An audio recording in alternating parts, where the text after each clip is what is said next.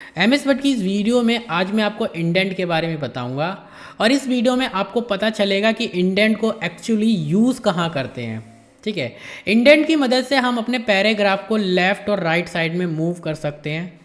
जैसे मेरे पास यहाँ पर 5 पैराग्राफ है, इसमें से मैं चाहता हूँ ये जो मेरा पैराग्राफ है वो राइट साइड में मूव हो जाए, तो मैं इंक्रीज इंडेंट पे क्लिक करूँगा तो मेरा जो पैराग्राफ है वो राइट साइड में मूव होएगा। तो मैंने इंक्रीज इंडेंट पे क्लिक करा तो राइट साइड में मूव हुआ, फिर से क्लिक करूँगा तो वो मूव होता जाएगा राइट साइड में, और डिक्रीज इंडेंट पे क्लिक करूँगा तो वो लेफ़्ट साइड में मूव होता रहेगा। आप कीबोर्ड से टैब बटन जो होता है उसको प्रेस करोगे तो तब भी हमारा पैराग्राफ मूव हो सकता है राइट साइड में। तो मैं टैब प्रेस करूँगा तो देखिए ये मूव हो रहा है, ठीक है, राइट साइड में।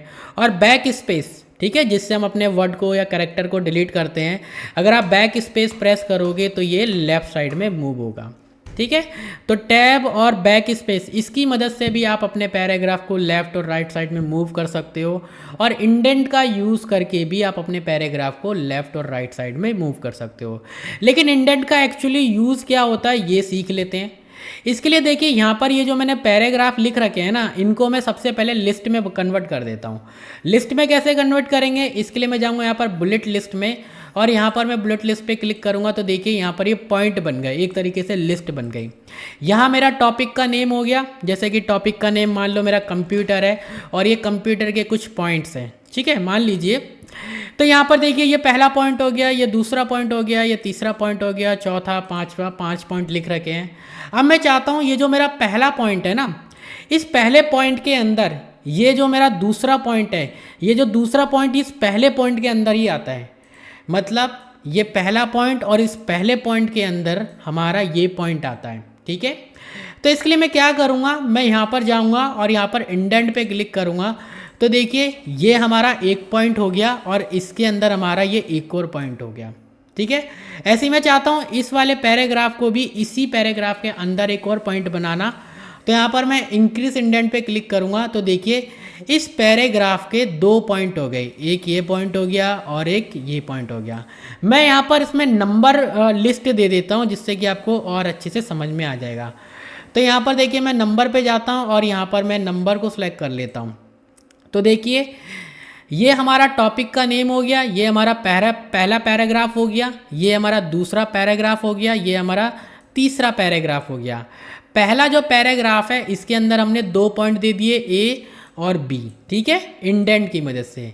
अब देखिए अगर मैं यहाँ पर इसको डिक्रीज इंडेंट कर दूंगा तो यहाँ पर देखिए ये पहला पॉइंट, ये दूसरा पॉइंट, और दूसरे पॉइंट के अंदर ये जो ए है ये हमारा एक पॉइंट बन गया दूसरे पैराग्राफ के अंदर।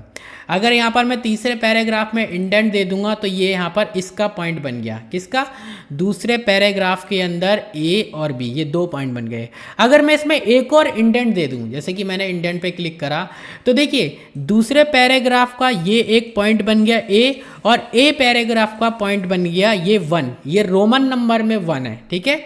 ऐसे मैं इसको भी यहाँ पर कर सकता हूँ, इंडेंट देके यहाँ पर इसका पॉइंट बना सकता हूँ। जैसे कि मैंने क्लिक करा तो देखिए ये ए बी 2 यहाँ पर इसके टॉपिक बन गए, 2 पॉइंट बन गए दूसरे पैराग्राफ के। यहाँ पर मैं एक और इंडेंट दूंगा तो यहाँ पर देखिए अब ये इस ए पैराग्राफ के 2 पॉइंट बन गए, ठीक है। तो देखिए ये हमारी हेडिंग हो गई, इस हेडिंग के अंदर हमारे पास 2 पैराग्राफ हो गए, 2 पैरा।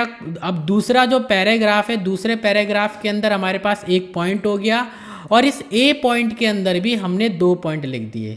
तो इंडेंट का यूज़ हम इसलिए यूज़ करते हैं, इंक्रीज इंडेंट और डिक्रीज इंडेंट का, अपने पॉइंट को क्लियर करने के लिए, पॉइंट को बताने के लिए, ठीक है। तो यहाँ देखिए मैं डिक्रीज इंडेंट कर देता हूँ और मैंने इनको नॉर्मल कर दिया।